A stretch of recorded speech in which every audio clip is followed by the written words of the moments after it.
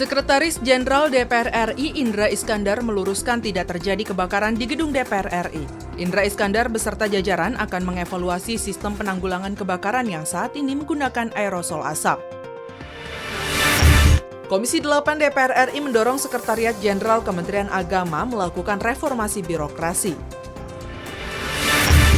Anggota Komisi 10 DPR RI mendorong pengembangan Labuan Bajo sebagai destinasi wisata super prioritas, baik infrastruktur maupun industri kreatif.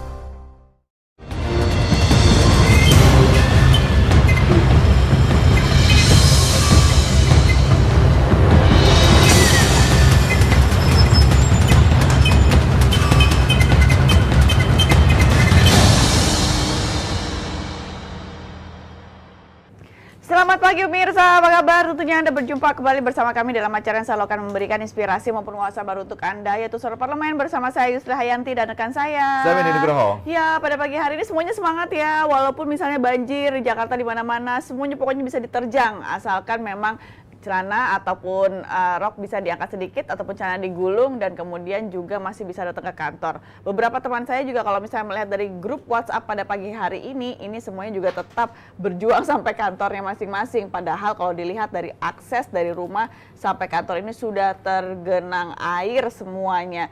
Tapi, bagaimana dengan banyak masyarakat yang mengatakan kok Jakarta sekarang makin banjir ya? Gitu. Nggak cuma Jakarta, Yus. Jadi semuanya. Jadi Bekasi hari ini juga banjir ya beberapa titik. Di Tangerang juga banjir beberapa titik. Apalagi Jakarta. Luar biasa nih ya. Hujan dari semalam loh. Itu dia. Kalau misalnya kita lihat juga memang sekarang musimnya ini kok kadang-kadang tuh siang itu panas banget. Tapi kalau udah menjelang sore menuju malam, ini pasti hujan deras hingga pagi hari. Menyebabkan jadi banjir di mana-mana. Sudah beberapa hari terakhir soalnya terjadi. Jadi kalau kita lihat di jalan tadi ya, memang kemacetan menghantui. Apalagi dengan kondisi hujan seperti ini. Luar biasa macetnya dari pagi ya untuk menuju ke kantor, perjuangan banget ya. Ya, mengawali pagi ini saya akan berikan dulu 3 berita utama. Yang pertama, Sekjen DPR RI tegaskan tidak ada kebakaran di Nusantara 3. Sekretaris Jenderal DPR RI Indra Iskandar meluruskan tidak terjadi kebakaran di gedung DPR RI. Berikut berita selengkapnya. Sekretaris Jenderal DPR RI Indra Iskandar meluruskan tidak terjadi kebakaran di gedung DPR RI. Indra Iskandar beserta jajaran akan mengevaluasi sistem penanggulangan kebakaran yang saat ini menggunakan aerosol asap. Ditemui saat konferensi pers di Gedung Nusantara 3 Kompleks Parlemen Senayan, Sekretaris Jenderal DPR RI Indra Iskandar menjelaskan kronologi munculnya asap dari lantai 2 Gedung Nusantara 3 DPR RI. Indra memastikan tidak terjadi kebakaran. Indra menjelaskan asap terjadi karena sensitivitas sistem penanggulangan kebakaran yang menggunakan aerosol.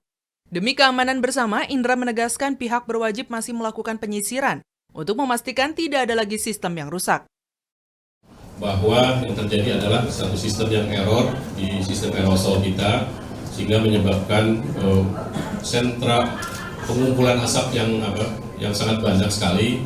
Kalau dilihat dari luar, karena asap itu keluar dari beberapa titik, termasuk masuk lewat tangga, sehingga terkesan ada sesuatu yang terbakar. Kapolda Metro Jaya Irjen Pol Nana Sujana menambahkan, tidak ditemukan titik api di Gedung Nusantara 3 DPR RI. Kapolda meminta seluruh pihak tidak panik. Nana menyatakan pihaknya akan bekerja sama dengan Sekretariat Jenderal DPR RI untuk mengevaluasi sistem keamanan gedung agar kejadian serupa tidak terulang kembali. Jadi tidak ada api, sebenarnya tidak ada kebakaran. Jadi anggota kami, dari Polres maupun dari Polda, sudah mengolah TKP dan saat ini juga terus kami lakukan olah TKP untuk memastikan penyebab daripada error sistem tersebut. Amita dan Divo, TVR Parlemen melaporkan. Indra Iskandar beserta jajaran akan mengevaluasi sistem penanggulangan kebakaran yang saat ini menggunakan aerosol asap. Indra menjelaskan bahwa kronologi munculnya asap dari lantai 2 Gedung Nusantara 3 DPR RI. Ia memastikan bahwa tidak terjadi kebakaran. Ia menjelaskan bahwa asap terjadi karena sensitivitas sistem penanggulangan kebakaran yang menggunakan aerosol. Ya sempat panik sih memang sih semuanya kemarin dikarenakan juga kan kalau misalnya mendadak pada pukul sekitar 12 siang ini juga ada satu kejadian di Nusantara 3 dan memang banyak yang sempat khawatir dengan kondisi bahwa ini terjadinya kebakaran. Ada yang beranggapan juga tadinya juga bahwa di Nusantara 3 ada di lantai 8, di lantai 6, di lantai 7 yang terjadi, tapi kan ternyata ini di lantai 2. Ya, di Gedung Nusantara 3. Tapi memang kemarin sempat membuat heboh para karyawan di sini ya, karena memang dianggap ini adalah satu kebakaran. Walaupun ini sudah terjadi udah kali ketiga ya. Bukan kebakaran lagi-lagi, memang misalnya terjadi aerosol ini ya, yang error sistemnya mungkin. Ya, berarti nanti apa namanya sistem tersebut yang harus dievaluasi kembali. Dievaluasi. Ya kan? Kemudian di berita kedua, Komisi 8 dorong Kementerian Agama lakukan reformasi birokrasi. Komisi 8 DPR RI mendorong Sekretariat Jenderal Kementerian Agama melakukan reformasi birokrasi. Berikut berita selengkapnya. Komisi 8 DPR RI mendorong Sekretariat Jenderal Kementerian Agama melakukan reformasi birokrasi. Ditemui usai rapat dengar pendapat Komisi 8 DPR RI dengan Setjen Kemenak, Wakil Ketua Komisi 8 DPR RI Marwan Dasopang mendorong Setjen Kemenak meningkatkan transparansi dan akuntabilitas untuk mencegah terjadinya tindak korupsi. Marwan menilai Setjen Kemenak lamban dalam melakukan reformasi birokrasi, sehingga kesulitan dalam mengisi kekosongan pejabat eselon 1 dan 2 karena pensiun. Marwan juga meminta Setjen Kementerian Agama meningkatkan koordinasi dengan Menteri Agama dalam mengakomodasi berbagai masalah keagamaan dan kebangsaan. Itu kan bagian dari reformasi birokrasi. Selain struktur itu kan diperlukan transparan, akuntabel, terhindar dari korupsi. Itu bagian dari penataan dari Sekjen. Maka kita meragukan itu karena pada saat terjadi kekosongan bahkan dia menerbitkan sebuah SK. Anggota Komisi 8 DPR RI Bukhori mendorong Setjen Kemenak untuk memiliki manajemen yang bermartabat, yang mampu mengelola berbagai permasalahan Kementerian Agama. Bukhori mengkritisi Setjen Kemenak yang belum memasukkan program pemberantasan korupsi di internal kementerian, sehingga Kemenak dapat menjaga kerukunan antar umat beragama. Nah, yang kedua, kami berikan satu catatan bahwa selama ini, bahkan hampir 4 periode Kementerian Agama berturut-turut ini, selalu terkait dengan catatan-catatan masalah akuntabilitas keuangan atau dengan kata lain korupsi. Selalu tersangkut. Helmi dan Rangga, TVR Parlemen melaporkan. Wakil Ketua Komisi 8 DPR RI Marwan Dasopang mendorong Sekjen Kemenak meningkatkan transparansi dan akuntabilitas untuk mencegah terjadinya tindak korupsi. Marwan menilai bahwa Sekjen Kemenak lamban dalam melakukan reformasi birokrasi, sehingga kesulitan dalam mengisi kekosongan pejabat eselon 1 dan 2 karena pensiun. Marwan juga meminta Sekjen Kementerian Agama meningkatkan koordinasi dengan Menteri Agama dalam mengakomodasi berbagai masalah keagamaan dan kebangsaan. Ya, lagi-lagi kalau misalnya dikatakan sampai saat ini bahwa dengan reformasi birokrasi ini memang harus dilakukan ataupun digunakan di semua seluruh lembaga atau institusi pemerintah. Kalaupun misalnya juga memang Indonesia akan memberantas korupsi secara bertahap, ya memang harus dimulai dari sejak dari sekarang. Setidaknya memang untuk masalah penempatan untuk masalah eselon 1, eselon 2 ini memakan waktu yang sangat lama ya di sana. Emang diganti ya Sekjen Kemenak ini ya, untuk memperbarui atau bisa memberikan satu kepastian terkait dengan birokrasi yang baik ya. Ya, tapi kenapa kalau misalnya dengan posisi eselon 1, eselon 2 dibiarkan lama misalnya kosong atau PLT atau bagaimana gitu loh. Ya, makanya didorong sama Komisi 8 ya. Kemudian di berita ketiga, produk kreatif destinasi wisata butuh inovasi. Komisi 10 DPR RI mendorong pengembangan Labuan Bajo sebagai destinasi wisata super prioritas, baik infrastruktur maupun industri kreatif. Berikut berita selengkapnya. Anggota Komisi 10 DPR RI mendorong pengembangan Labuan Bajo sebagai destinasi wisata super prioritas, baik infrastruktur maupun industri kreatif. Ditemui dalam kunjungan kerja spesifik ke Labuan Bajo, Nusa Tenggara Timur, Fahmi Alaidrus mengatakan, Labuan Bajo memiliki banyak potensi wisata, salah satunya Pulau Rinca yang terkenal dengan konservasi komodo menjadi magnet wisata dunia. Untuk itu, perlunya pembenahan infrastruktur wisata untuk memenuhi unsur aksesibilitas, atraksi, dan akomodasi maupun aspek pendukung seperti SDM pariwisata. Perlu disesuaikan dengan kebijakan bahwa dia adalah destinasi super prioritas. Artinya experience-nya atau pengalaman orang ke sana itu harus benar-benar mendapatkan level super prioritas. Ya. Contoh, ketika kita menggunakan speedboat atau perahu itu agak sulit itu, tangganya kurang nyaman. Tidak jauh berbeda, anggota Komisi 10 DPR RI Himatul Aliyah meminta Kementerian Pariwisata dan Ekonomi Kreatif melakukan pendampingan terhadap usaha dan sumber daya manusia di daerah Labuan Bajo untuk mengembangkan industri kreatif setempat. Selain itu, perlunya menciptakan inovasi baru untuk mempromosikan produk-produk kreatif khas Labuan Bajo. Sumber daya manusia di sini kan juga mungkin mereka bisa membuat tapi tidak bisa memasarkan. Mereka mungkin juga karena tidak ada modal juga mungkin bisa berhenti ya kerajinan yang mereka tidak ada yang membeli karena mungkin mahal harganya atau sebagaimana. Perlu pendampingan bagaimana produk-produk kreatif mereka selain tenun. Dari Nusa Tenggara Timur, Arif Naka, TVR Parlemen melaporkan. Fahmi Aliodrus mengatakan bahwa Labuan Bajo memiliki banyak potensi wisata, salah satunya Pulau Rinca yang terkenal dengan konservasi komodo.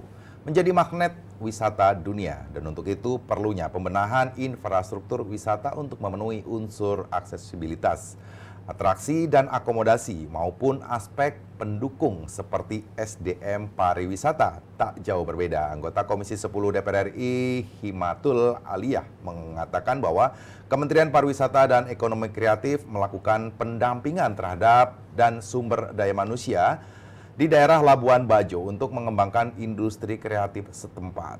Nah, kalau misalnya memang untuk masalah infrastruktur ini memang harus dibangun di Labuan Bajo ya untuk misalnya menambah daya tarik minat dan setidaknya memang ini merupakan satu fasilitas yang nantinya juga akan diberikan Labuan Bajo kepada seluruh wisatawan yang datang.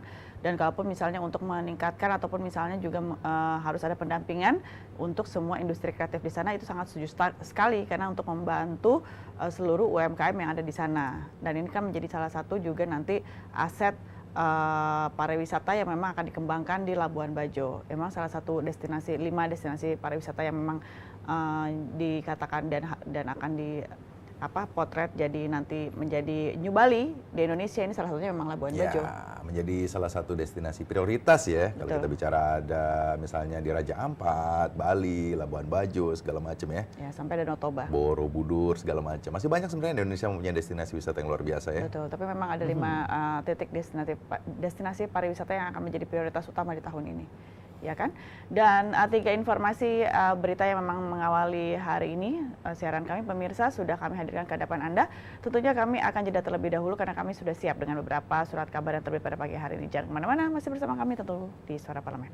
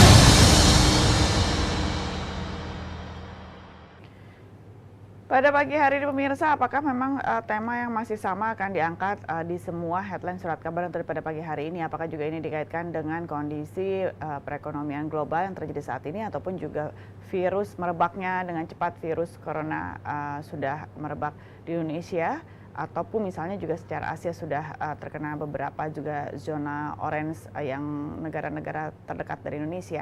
Apa saja yang akan kami bacakan ke hadapan Anda? Kami masuk dalam headline surat kabar.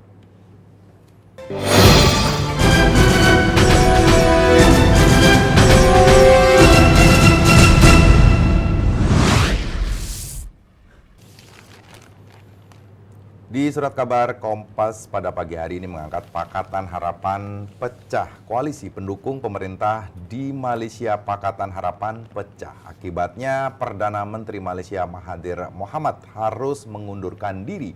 Sekretaris Kabinet Malaysia M. Zuki Ali mengumumkan yang di Pertuan Agung telah menerima pengunduran diri Mahathir. Dalam pernyataan resmi yang dikutip media massa Malaysia seperti The Star dan The Age.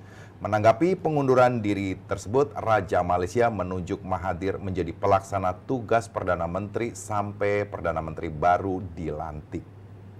Ternyata kalau misalnya ini berkaitan dengan masalah politik di negara Malaysia ya, dan ini menyebabkan juga misalnya Perdana Menteri mengundurkan diri dari jabatannya. Ya, ini luar biasa juga ya kalau kita bicara masalah perpecahan di Malaysia ya, beberapa partai politik di sana mengakibatkan memang Pak Mahathir ini mengundurkan diri ya.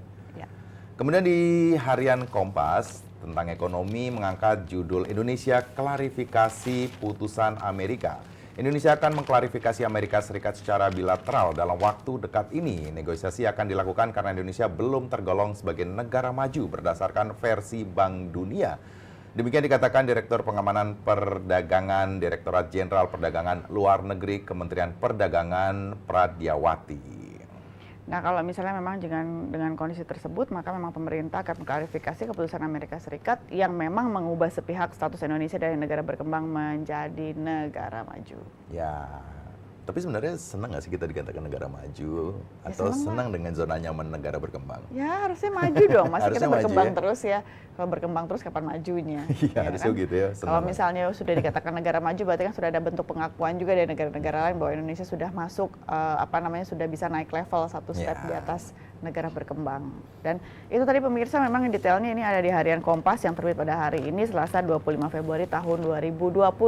Anda jangan kemana-mana karena kami akan jeda kembali, kami hadir ke depan Anda dengan tema pada pagi hari ini. Masih bersama kami tentunya di Suara Parlemen.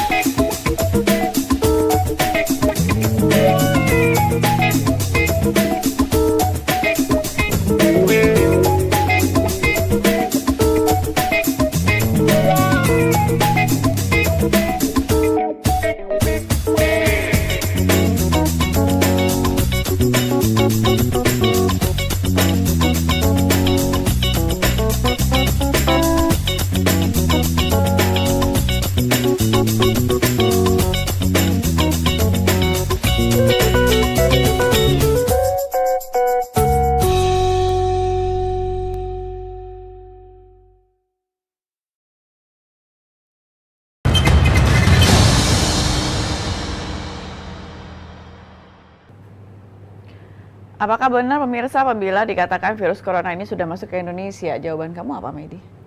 Ya masih tanda tanya. Tapi ini bukan karena kita untuk bicara sudah masuk atau tidak. Tapi berapa, kalau kemarin kita yang kasus terakhir misalnya warga negara Jepang yang setelah dari Indonesia akhirnya terkena atau dinyatakan positif virus COVID atau corona ini ya.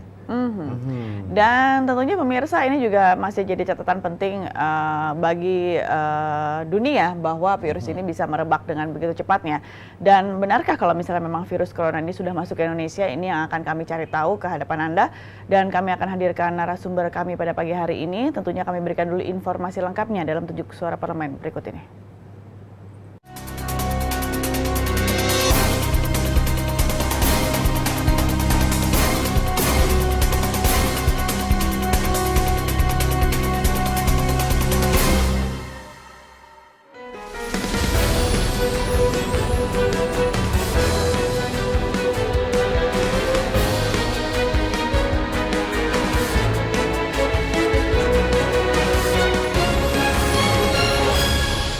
Virus corona masuk ke Indonesia. Penyebaran virus COVID-19 yang semakin mengkhawatirkan karena penyebaran virus tersebut tidak hanya di Cina. Namun, sudah ditemukan ratusan kasus penyebaran seperti di Korea Selatan, Iran, Jepang, hingga Italia. Kasus ini juga telah menyebabkan kematian. Oleh karena itu, DPR mendorong Kementerian Luar Negeri untuk mengeluarkan travel warning kepada masyarakat Indonesia bagi yang ingin berpergian ke luar negeri, sehingga masyarakat dapat melakukan antisipasi dan mempertimbangkan kembali untuk bepergian ke negara yang angka penyebaran virus COVID-19-nya tinggi. Untuk itu, pemerintah harus terus memantau kesehatan WNI yang berada di luar negeri, terutama di wilayah yang terdapat kasus penyebaran virus COVID-19, agar apabila terdapat WNI yang terinfeksi, dapat segera diberikan pelayanan kesehatan terbaik guna terbebas dari virus corona.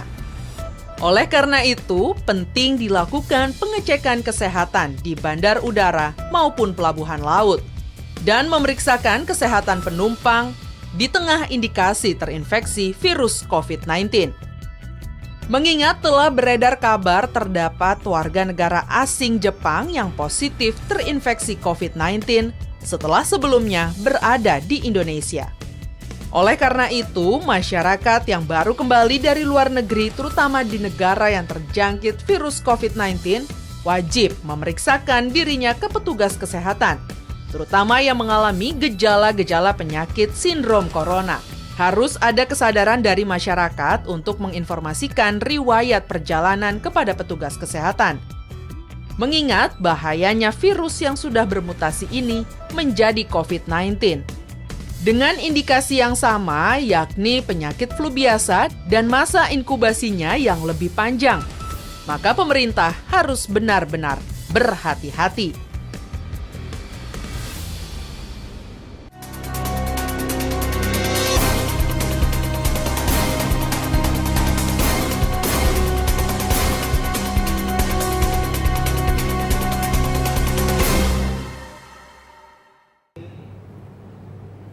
Jadi bagaimana Mandy, menurut kamu udah ada di Indonesia atau belum virusnya?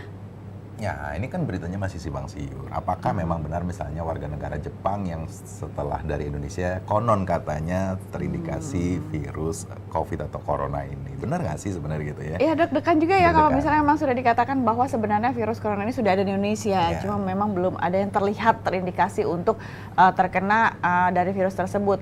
Untuk lebih jelasnya pemirsa, tentunya kami akan hadirkan narasumber kami pada pagi hari ini ke hadapan Anda. Sudah hadir bersama kami di sini tenaga kesehatan profesional, yaitu Dr. Tovan, yang sudah akan kami langsung ajak berbincang-bincang mengenai sudahkah masuk virus corona ini di Indonesia. Assalamualaikum, selamat pagi Dok. Waalaikumsalam. Sudah hadir pada pagi hari ini. Ini memang kalau misalnya virus corona ini menakutkan. Ada yang menakutkan dengan kondisi semua warga negara Indonesia juga mungkin khawatir yang begitu berlebihan dengan kondisi takutnya terkena ataupun terjangkit dari virus tersebut. Tapi kalau dikatakan, benar nggak sih virus ini sudah masuk ke Indonesia? Kalau dikatakan menakutkan, tentu harusnya kita takut juga karena sekarang udah mengatakan juga pandemik. Padahal harusnya kan dibilang epidemic outbreak, tapi sudah dikatakan world pandemic. Jadi sudah ada di seluruh dunia, itu sudah banyak negara. Di Italia sudah ada, di Iran ada, di Jepang, di Singapura ada, Malaysia ada. Nah, di Indonesia bagaimana? Sampai saat ini keterangan resmi adanya penderita belum ada di Indonesia. Nah, khusus untuk penyakit yang diidap oleh warga negara Jepang, itu kalau nggak salah tanggal 12 Januari, beliau tuh sudah sakit, sudah merasa sakit dan sudah berobat di pelayanan kesehatan di Jepang, tapi karena tidak ada gejala-gejala pneumonia, beliau dipulangkan, tentu dengan obat-obat flu, karena dia nggak flu. Kemudian tanggal 13 kalau nggak salah dia tidak masuk kerja, tanggal 14 beliau ke Indonesia. Nah, di Indonesia selama beberapa hari, kemudian beliau pulang lagi. Setelah orang Jepang ini pulang, di negaranya dinyatakan bahwa dia positif terkena coronavirus, yang sebenarnya kalau kita kemudian ini dikatakan oleh dari Kementerian Kesehatan, dikatakan bahwa ini bukan dari COVID. Ini agak lucu juga karena apa? Ibaratnya seperti kita menyatakan begini, ada penyakit tifoid, tifus gitu ya. Nah, penyebabnya apa? Salmonella typhi.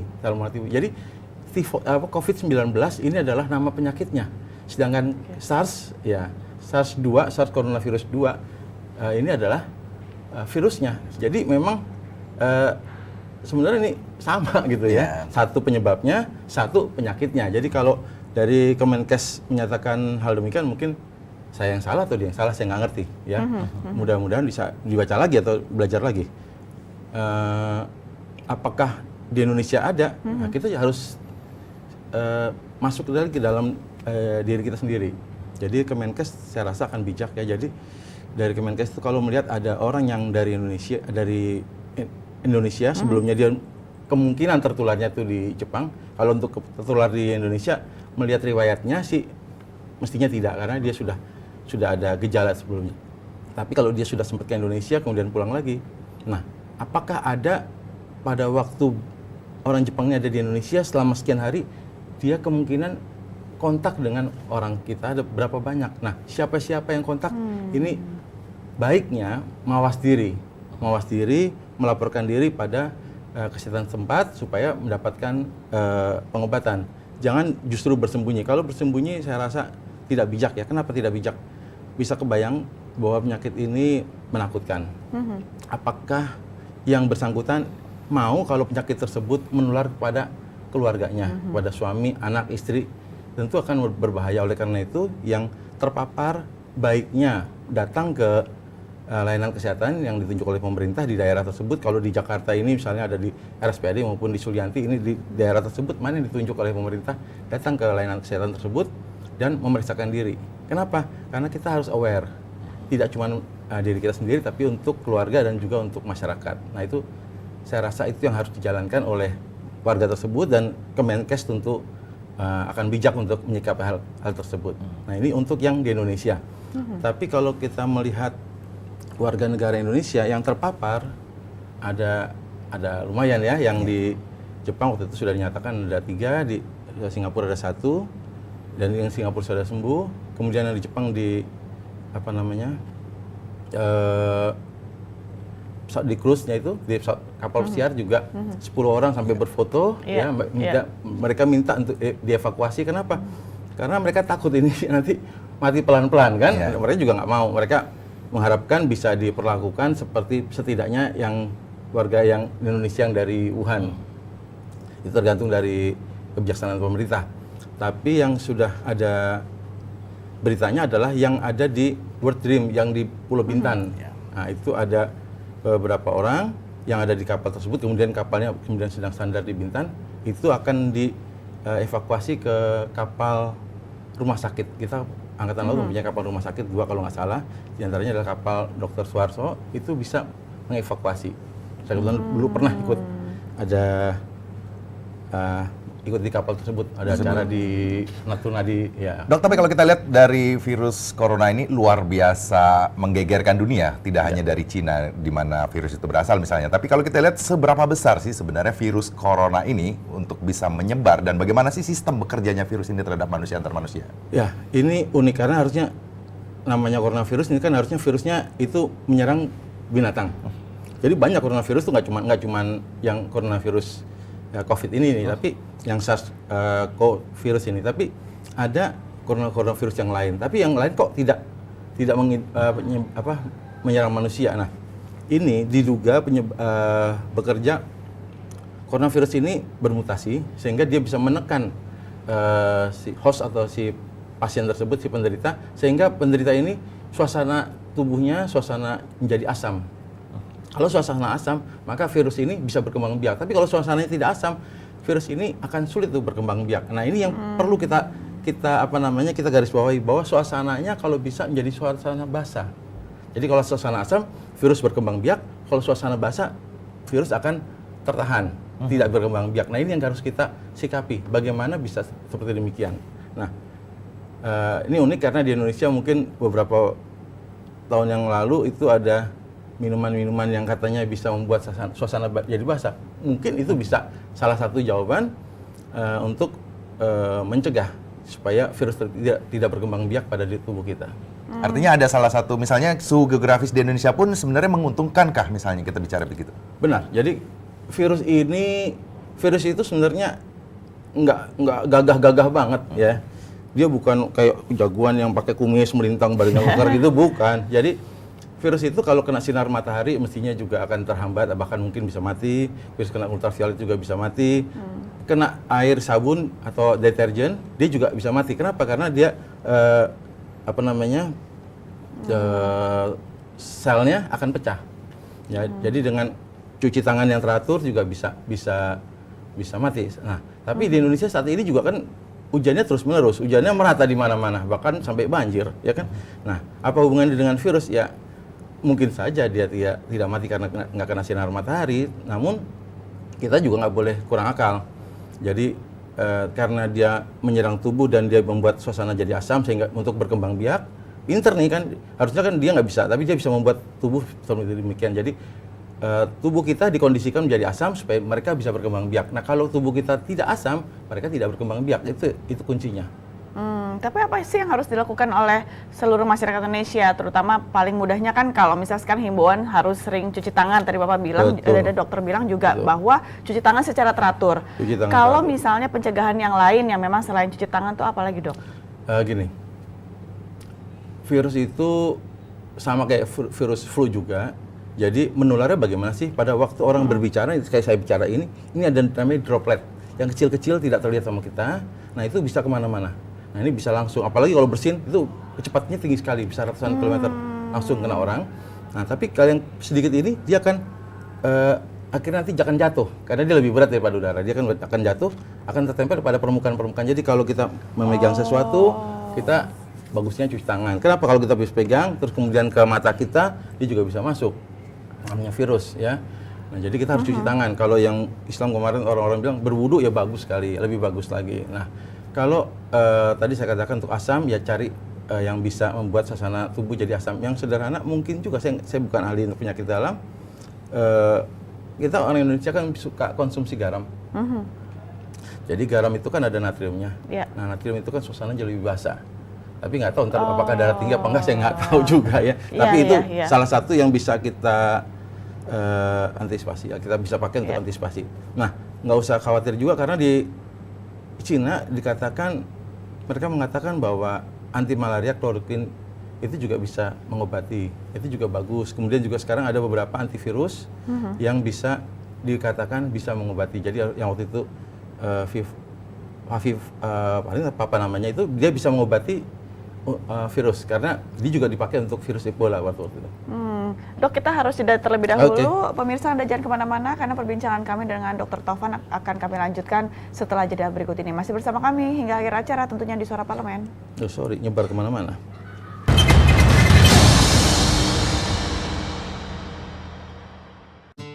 Mari lapor LHK-ASN. Video ini akan memandu Anda untuk menyampaikan LHK-ASN melalui aplikasi Siharka. Sebelum memulai, ada baiknya Anda menyiapkan dokumen-dokumen berikut.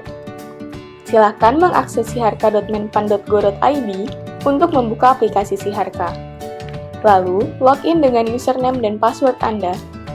Lengkapi profil dan ubah password Anda dan pastikan data yang Anda masukkan telah sesuai.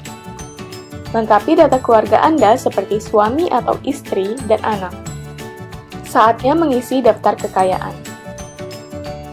Harta tidak bergerak adalah harta berupa tanah dan bangunan yang didukung dengan bukti kepemilikan dan nilainya ditetapkan berdasarkan NJOP.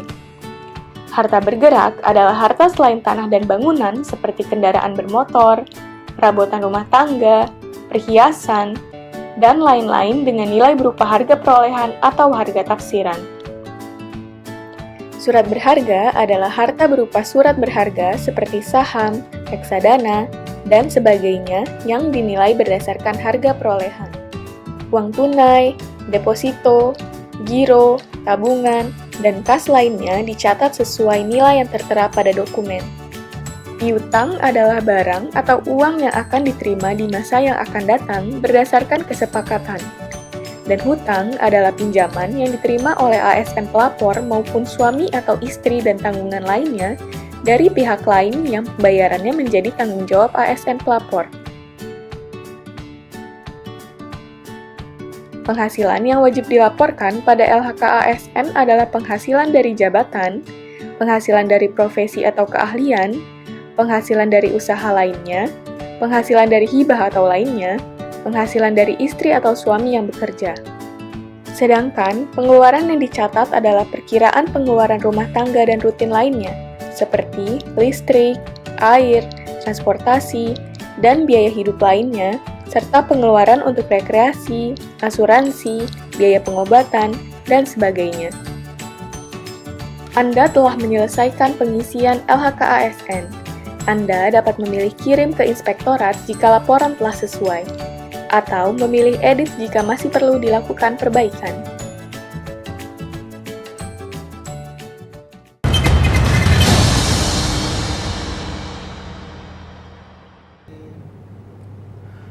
Anda masih bersama kami di Suara Parlemen, masih dengan Pak Dr. Tovan. Dok, kalau bicara masalah virus corona ini luar biasa, antar negara, bahkan ini di dunia kita bicaranya. Hubungan bilateral antar negara, ekonomi, bahkan secara bisnis luar biasa. Ada hambatan di berbagai negara sudah menutup ekspor impor. Nah, bicara masalah kapan berakhir, bisa nggak sih diprediksi? Ini kalau kemarin kita bicara sebelumnya ditarik, misalnya ada virus SARS juga sama. Nah, ini akan berlangsung berapa lama? Heboh seperti ini. Ya, yang tahu cuman Allah. Ya, jadi kalau kita bisa, ini berapa lama, nggak ada yang bisa tahu. Ya, kalau kita melihat di Cina sendiri, ada 24 provinsi menyatakan sudah menurun angkanya, bahkan sudah nggak ada kasus baru. Tapi ada 6 provinsi itu menyatakan masih ada kasus baru, tapi angkanya sudah menurun. Jadi, insya Allah sih akan ada perubahan di Cina sana, perubahan. Nah, tinggal kita antisipasi untuk di Indonesia tuh antisipasi bagaimana? Kenapa? Di Italia sendiri sudah banyak yang meninggal. Di Italia ada 7 orang ya. Di Iran itu 50 orang, di Qom itu sudah meninggal. Jadi ya harusnya kita mawas diri untuk Indonesia khususnya. Nah, kalau dampaknya ke ekonomi segala macam tentu pariwisata menurun, ya dampak ekonomi juga akan menurun juga. Nah, kalau misalnya dokter sendiri melihat dengan kondisi langkah-langkah yang sudah diambil pemerintah sampai saat ini untuk mengantisipasi apabila virus ini masuk ataupun jangan sampai bahkan virus ini masuk ke Indonesia, sudahkah sesuai atau bagaimana? Dikatakan sesuai atau tidak sesuai agak gimana ya? Kita memiliki tempat-tempat institusi-institusi yang qualified. Ada 100 lebih rumah sakit yang bisa menangani hal ini. Tapi kalau sampai terjadi wabah seperti di Cina, akan berat. Oleh karena itu, tiap-tiap kasus kita harus antisipasi dengan baik. Contohnya yang tadi yang dari Jepang itu, selain kita mengharapkan dari orang-orang yang kontak dengan warga Jepang tersebut, ya kita harus mengharapkan partisipasi aktif dari pemerintah untuk mengejar siapa-siapa aja yang kena. Contohnya yang di Korea Selatan. Yang di Korea Selatan itu ada ibu-ibu yang menyatakan diri sebagai pendeta, sebagai Yesus bahkan, itu menularkan sampai banyak orang. Dan di Korea yang kasus yang meninggal juga banyak juga. Oleh karena itu jangan kita lengah. Nah, ini kepada pemerintah diharapkan bisa mengantisipasi yang kasus yang warga Jepang itu.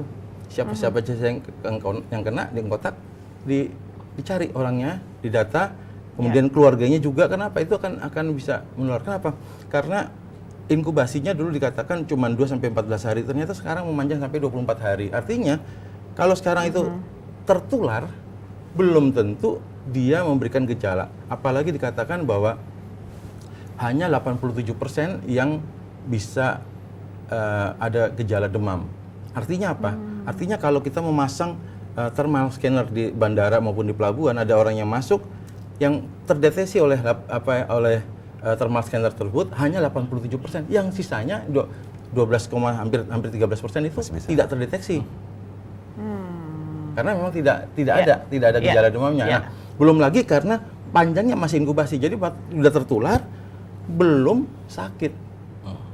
Kenapa? Ada inkubasi. Jadi dari orang ini tertular sampai menjadi sakit itu ada waktunya sampai 24 hari. Dulu dikatakan 2 minggu kan, sekarang sampai 24 hari dikatakan. Jadi artinya belum ketahuan kalau dia masuk di sini belum terdeteksi. Contohnya yang orang dari Jepang belum terdeteksi, kalau nggak masuk dong di sini.